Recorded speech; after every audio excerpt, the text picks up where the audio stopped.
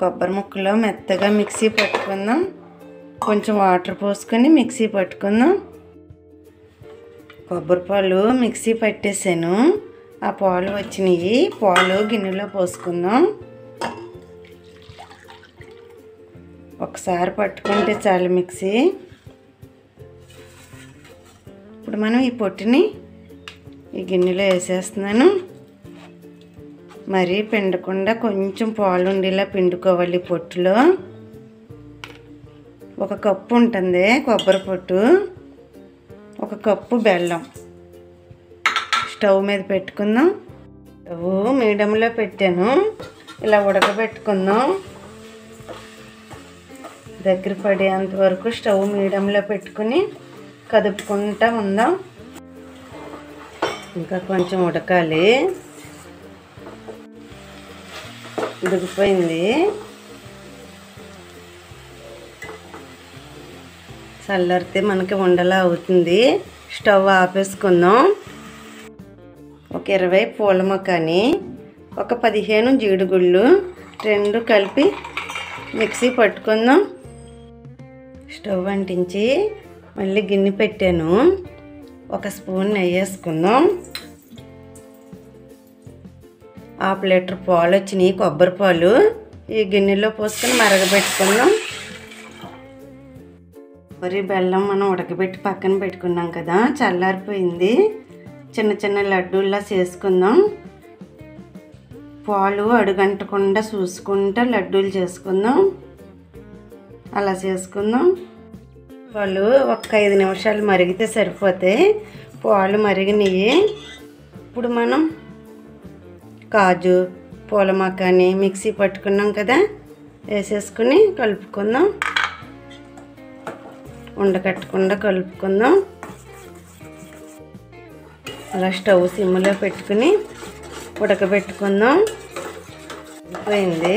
అడుగంటకుండా చూసుకుందాం. ఒక సగం వేరొక గిన్నెలోకి వేసుకుందాం. ఒక 2 గరిటెలు వేసేసుకుంటే సగం వచ్చేస్తుంది మనకి. ఇందులో మనం పంచదార వేస్తున్నాను. ఒక 1/2 కప్పు.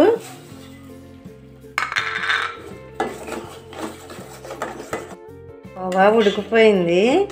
ఈ కోవాని వేరొక ప్లేట్లోకి మార్చుకుందాం. ఈ ప్లేట్కి నెయ్యి రాసాను. ఈ ప్లేట్లో వేసేసుకుందాం. మనం ముందుగా తీసి పక్కన పెట్టుకున్నాం కదా, ఈ కోవాని వేసేసుకుందాం. మొత్తం అంతా వేసేసుకుందాం. అలాగే ఈ కోవాకి 1/2 కప్పు బెల్లం పడుతుంది. స్టవ్ అంటిస్తున్నాను. ఉడకబెట్టుకుందాం. అది అలా చల్లారుతుంది. ముందు చేసుకున్న కోవా ఇది ఇలా ఉడుకుతుంది. ఉడికిపోయింది. స్టవ్ ఇంకా ఆపేసుకుందాం. చల్లారితే గట్టిగా అయిపోతుంది. పంచదార కోవా చల్లారిపోయింది. చల్లారితే ఇలా గట్టిగా అవుతుంది. ఇప్పుడు మనం పాల బంతులు చేసుకుందాం.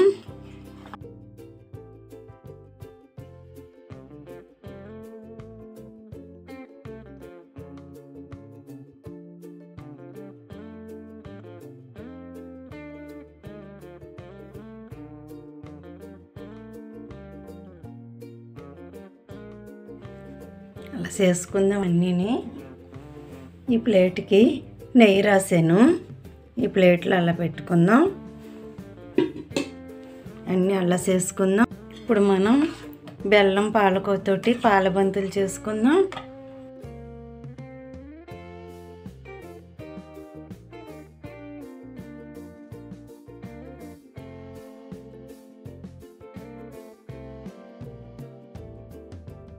అన్నీ అలా చేసుకుందాం. కొబ్బరి పాల బంతులు రెడీ అయిపోయినాయి. ఈ పాల బంతులు చాలా టేస్టీగా ఉంటాయి. చాలా మంచిది. ఇవి 5-6 గంటలు అలా వదిలేస్తే గట్టిగా అయిపోతాయి.